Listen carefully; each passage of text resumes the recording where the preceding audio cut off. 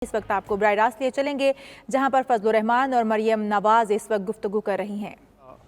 मंशूर या उस मुश्तरका काज की हैसियत दी जाए और इंशाअल्लाह आगाज होगा 16 अक्टूबर को गुजरावाला के जलसा आम से भरपूर तौर पर उसमें अवाम की शिरकत होगी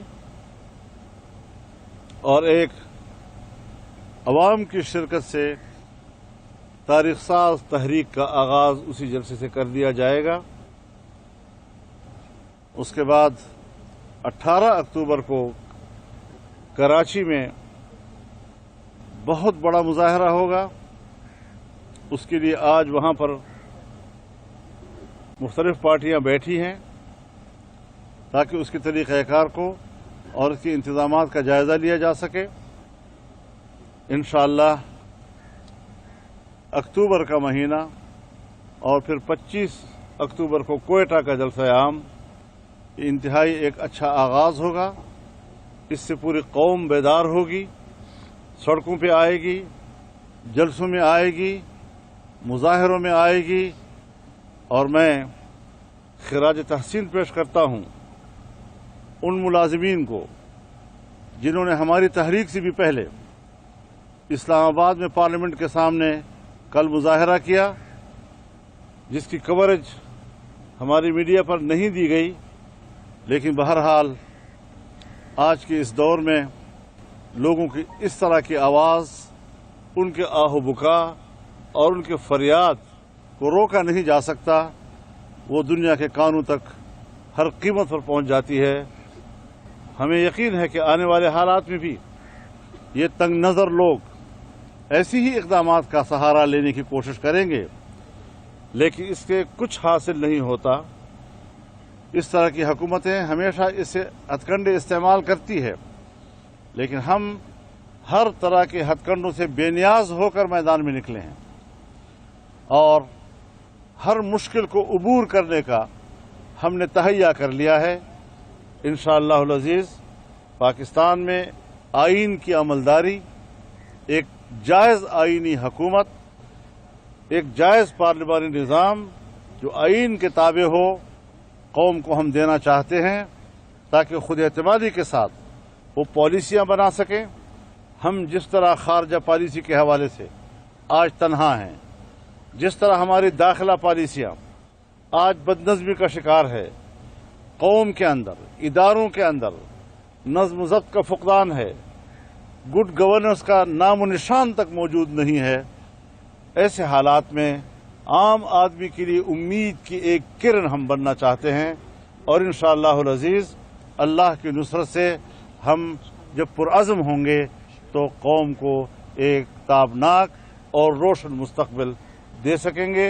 मैं इस हवाले से पुरुम्मीद हूँ तमाम सियासी जमातों और उनकी क़ियादत से, और इंशाअल्लाहुल अज़ीज़ ये मार्का कामयाबी के साथ सर किया जाएगा। मैं एक बार फिर मोहतरमा मरियम नवाज साहिबा का शुक्रिया अदा करता हूं और चाहता हूं कि वो भी आपके सामने कुछ इरशादात फरमाएं। बिस्मिल्लाहिर्रहमानिर्रहीम। मौलाना साहब, आपका बहुत बहुत शुक्रिया।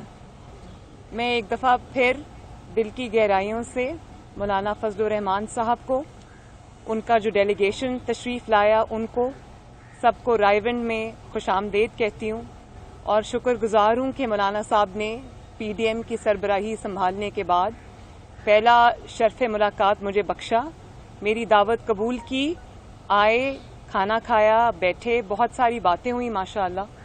हमारा भी जमात के मुअज़्ज़ज़ अराकीन भी मौजूद थे, मौलाना साहब के भी जमात के अराकीन मौजूद थे और मौलाना साहब हमारे लिए एक बुज़ुर्ग की हैसियत रखते हैं, शफीक बुज़ुर्ग की हैसियत रखते हैं, मेरे वालिद के साथी हैं। तो आज मुझे बेइंतहा खुशी हुई है कि वो मुझे मिलने इस रायवन तशरीफ़ लाए, मेरा खाना कबूल किया, मेरी दावत कबूल की। बहुत अच्छी गुफ्तगू हुई,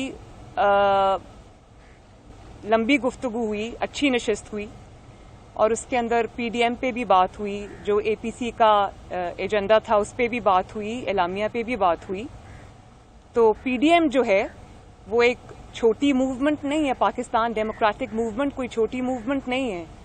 یہ آئین کا دفاع کی موومنٹ ہے, عوام کے حق کے حکمرانی کے دفاع کی موومنٹ ہے, ووٹ کی عزت اور ووٹ کی حرمت کی دفاع کی موومنٹ ہے, اور پاکستان کے عوام جو آج بھوک سے, مہنگائی سے, لاقانونیت میں پس رہے ہیں, یہ ان کا بھی مقدمہ ہے. اور نہ صرف یہ پاکستان کے عوام کا مقدمہ ہے بلکہ ان کا ووٹ جو 2018 میں چوری ہو گیا تھا, پی ڈی ایم یہ وہ مقدمہ بھی ہے, وہ لڑے گی انشاءاللہ. اور آپ دیکھتے ہیں کہ آج معیشت کا جو حال ہے, کل کے مناظر دو میڈیا نے اس کو دکھایا نہیں ہے لیکن حیران کن مناظر تھے, کس طرح ہزاروں کی تعداد میں, کبھی میں نے اتنی بڑی تعداد ریڈ زون میں نہیں دیکھی مظاہرین کی, جس کے اندر سرکاری ملازمین تھے, پینشنرز تھے, جو تنگ آ کے آج کے جو معیشت کا جو حال ہے, مہنگائی کا جو حال ہے, کاروباری افراد کا جو حال ہے, جو تاجروں کا حال ہے, جو ریڑھی والوں کا حال ہے, جو غریب کا حال ہے, اس سے تنگ آ کے وہ کل اسلام آباد کی سڑکوں پہ نکلے تھے. میڈیا نے ان کو نہیں دکھایا, دکھانا چاہیے تھا. پاکستان کے عوام کے مسائل ہیں, دکھانا چاہیے تھا بالکل, لیکن اگر نہیں دکھایا تو ہمیں احساس ہے اس چیز کا. انشاءاللہ تعالی پی ڈی ایم جو ہے وہ ان کا بھی مقدمہ لڑے گی, عوام کا مقدمہ بھی لڑے گی, مہنگائی کا مقدمہ بھی لڑے گی, لاقانونیت کا مقدمہ بھی لڑے گی. اور پاکستان میں جو بنیادی اور آئینی حقوق معطل ہیں, میڈیا پہ جو پریشر ہے, جوڈیشری پہ جو پریشر ہے, اداروں پہ جو پریشر ہے, پی ڈی ایم اس کا مقدمہ بھی لڑے گی. تو یہ جو جب نواز شریف یا اپوزیشن کے جب لیڈر یہ بات کرتے ہیں, آئین کی بات کرتے ہیں, ووٹ کی حرمت کی بات کرتے ہیں, الیکشن چوری ہونے کی بات کرتے ہیں, جب کہتے ہیں کہ آئین کی حکمرانی ہو, تو آپ ان کو غدار کے القاب سے نوازتے ہیں. اور پھر جب غداری کا پرچہ کٹتا ہے تو آپ کہتے ہیں کہ اس کا ہمارے سے کوئی تعلق نہیں ہے.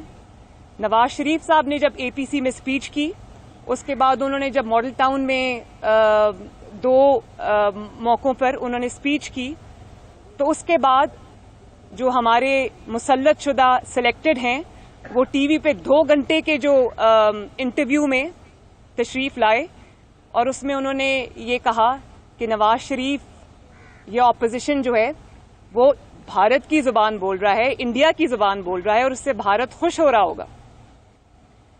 تو نواز شریف نے جب آئین کی بات کی, ووٹ چوری کی بات کی, عوام کے حق کی حکمرانی کی بات کی, پاکستان میں رول آف لا کی بات کی, تو آپ نے کہہ دیا کہ اس سے بھارت خوش ہوتا ہے. مولانا فضل الرحمان اور مریم نواز کی میڈیا سے گفتگو آپ نے سنی.